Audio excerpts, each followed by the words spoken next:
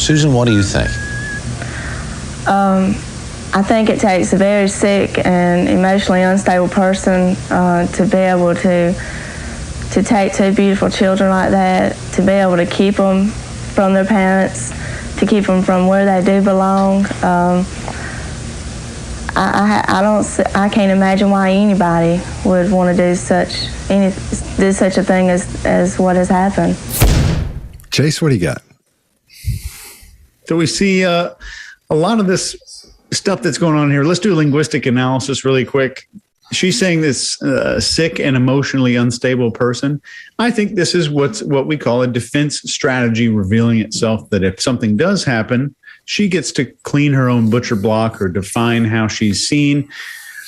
But I want you to concentrate on her words. Just to be able to, then she says to be able to, then she says to be able to, then she says to be able to. 4 times there.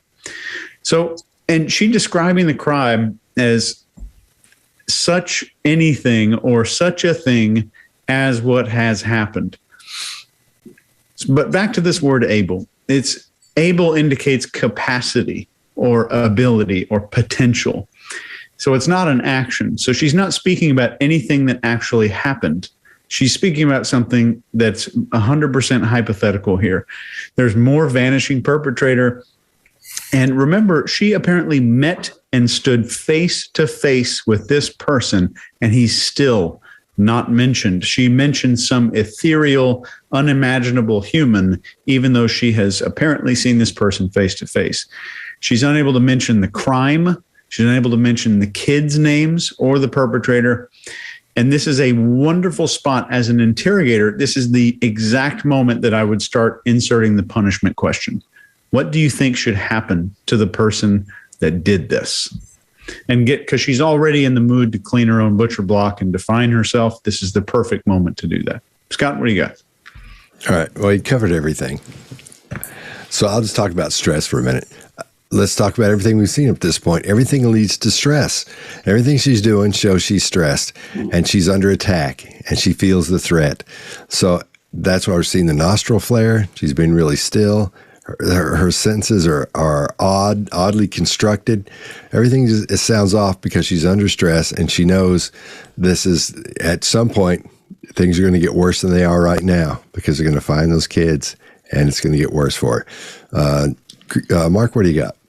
Yeah, so if you're a panelist, which I hope you are, which means you've subscribed and you've maybe been watching us for weeks and weeks and weeks and weeks, maybe even as much as a couple of years, you're now probably getting pretty good at analyzing behavior and body language. And what you're going to notice about other people out there is when they analyze body language and behavior, all they're really doing is telling you what's going on inside their own head. It's just a Rorschach test because they don't have the ability like you're going to be having right now of really critically thinking what's going on.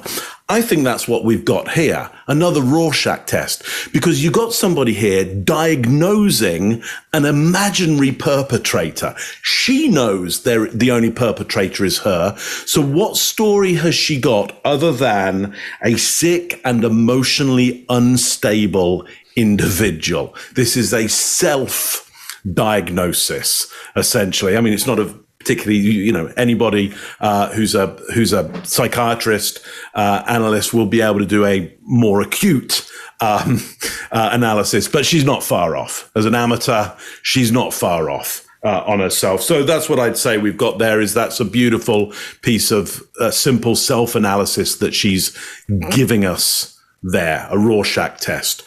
Greg, what do you got on this one? Yeah, so I love this one because she has prepared. You said butcher block, which I find kind of interesting, Chase, because in the old days, we would have called these flip charts butcher block, just the paper. And I think she put a list of things, maybe not literally, but a list of things she needed to cover to cast who could have done this to her children. Now, interestingly, she was able to describe what he looked like, what kind of hat he was wearing, even to an artist. But she was not able to say, this scumbag who took my children.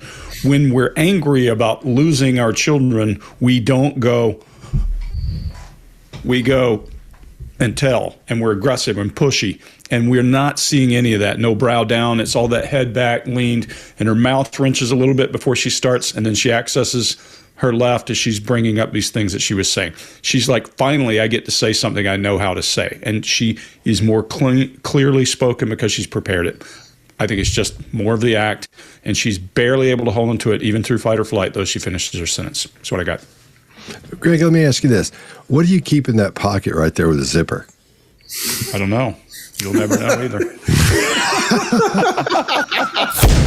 Susan, what do you think? I think it takes a very sick and emotionally unstable person to be able to take two beautiful children like that, to be able to keep them from their parents, to keep them from where they do belong. I can't imagine why anybody would want to do such a thing as what has happened. If you like this video, get the full body language breakdown and analysis on our main channel by clicking this video right here.